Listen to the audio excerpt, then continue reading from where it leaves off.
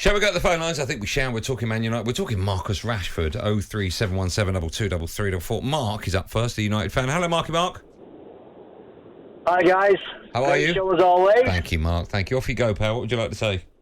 Well, I am a Manchester United fan, but I'm in total disagreement with you. I think Marcus Rashford, when he's through on goal, great finisher. But I still don't think he does anywhere near enough work. He never closes down. His attitude, he doesn't run back when he loses the ball. He's still got the Pogba disease. And I think Martial, that's always been his problem. Great finisher, great talent, but the Premier League, you need more than that. You only need to watch Manchester City.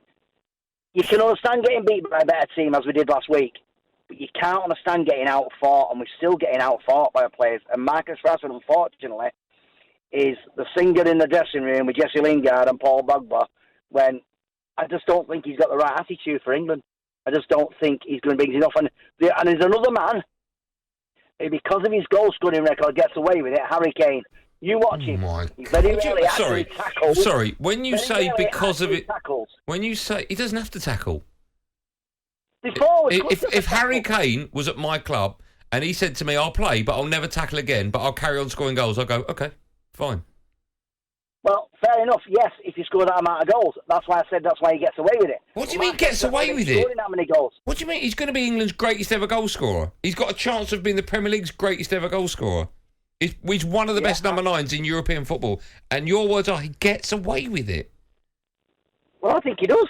Because, if I was playing the same team, I'd say to him, I'm not being funny, why are you letting a centre-half come out and pass the ball into danger areas? Can't you just put a bit of a challenge in and put him off, at least? I do think Harry Kane works, and I think Rashford works hard. I mean, last week's is a different... You might as well put that to one side and take that result in isolation, because Manchester City will make everybody work. But I don't question Marcus Rashford's attitude. He's not somebody I look at and go, he's just throwing the towel in. Like, he just doesn't fancy being there. He was clearly, obviously, whatever was going on in his life, but he's come back, I think, this season with the right attitude. I totally agree. Simon is up next. Let's hope Simon's got the right attitude. Hello, Simon. Afternoon, guys. Great show as always. Thank you, man. Just a quick one about the previous caller. I'm not sure if he's a City fan or not, because that's not true about Marcus. For starters, Lingard and Pogba have gone, and Ten Hag's got a much stricter hold on the dressing room now, so I don't buy into that at all. Mm-hmm. As much as it pays me to say, I agree with you, Andy.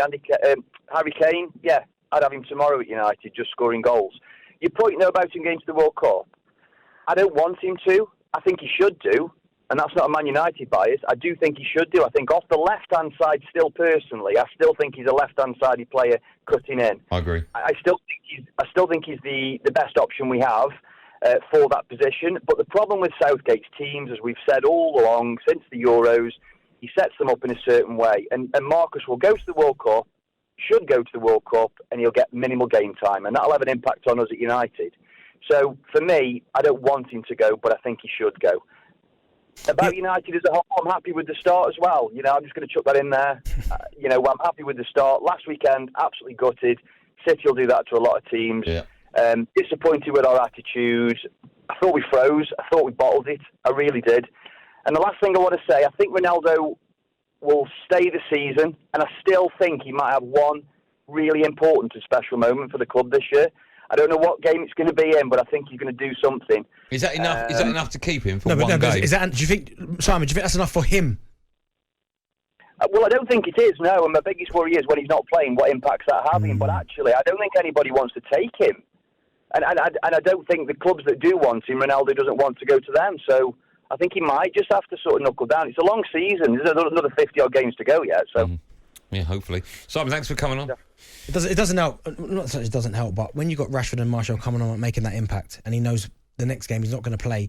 I'm pretty sure. Listen, he's got the attributes and the quality, and we've seen it for way over a decade to impact on games and win Manchester United games. But will he be enough? Him coming off the bench, getting 15 minutes here, 20 minutes there, or even not even bringing him on, as Ten Hag didn't do against City, will that keep him at Manchester United, keep him happy? I don't think it will. Nearly 2 decades, probably. Yeah, nearly 2 decades. Yeah. That's frightening when you say it like that. Yeah. That's crazy.